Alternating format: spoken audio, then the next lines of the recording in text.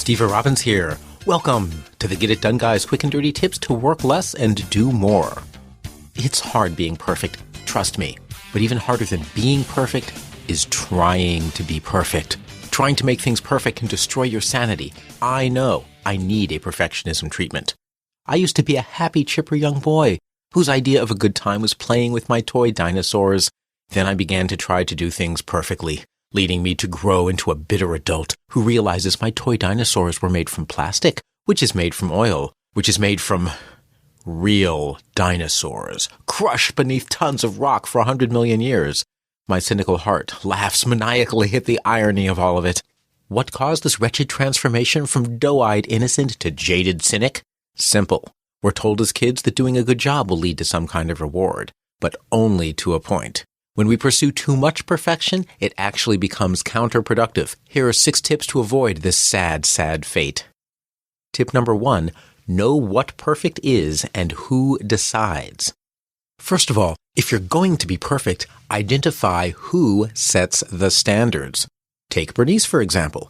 She's designing the perfect wedding dress for her special day with Melvin. In her world, perfect involves rhinestones. Many rhinestones. And since she's the one wearing the dress, perfection makes sense. If only that were true of Melvin.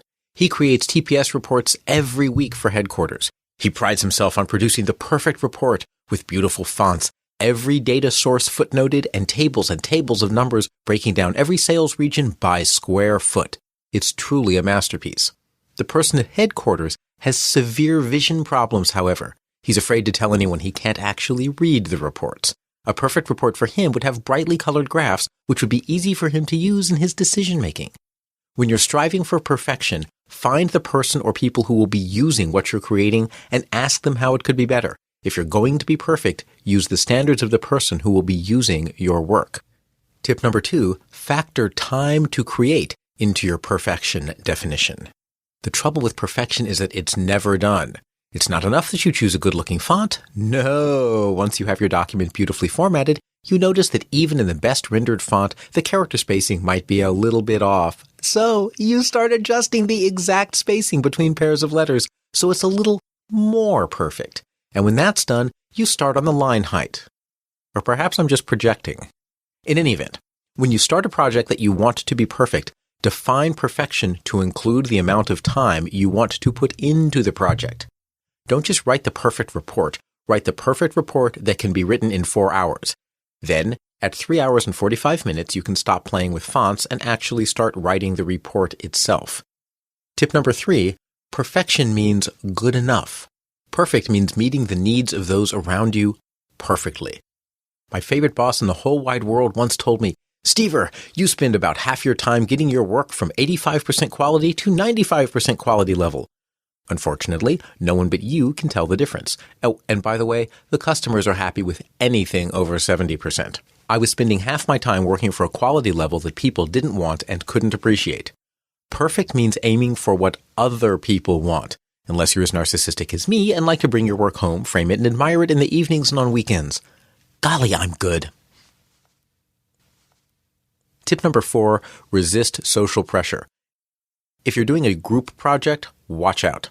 It's bad enough trying to be perfect on your own. When you're part of a group, you feel social pressure. Am I letting them down? Will they think it's good enough? Will they hate me for not being as good as they are? Or if you're a sociopath, will they notice I'm not doing any work and just piggybacking on their efforts? Either way, go check with the external world. Ask your teammates how they perceive your effort and the quality of your work. If you're overloaded, tell them and ask them where you can safely scale back.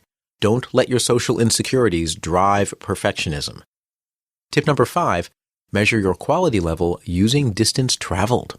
When you're shooting for perfect, you have a mental image of perfection. If your progress so far doesn't match that image, you feel compelled to keep working. Yeah, right.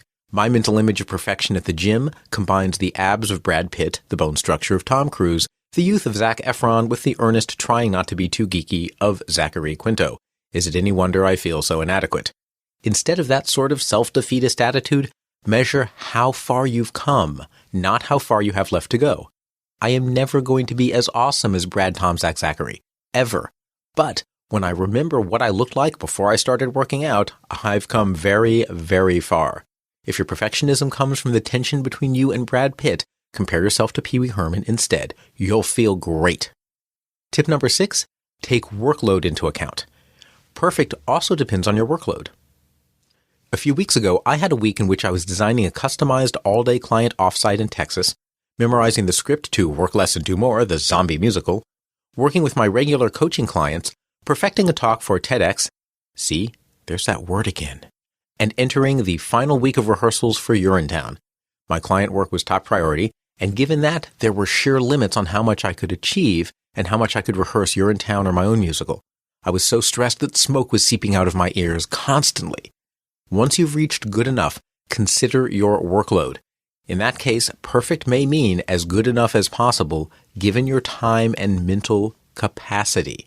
On my theatrical projects, I finally admitted I had to shoot for as perfect as I can get, given my client work.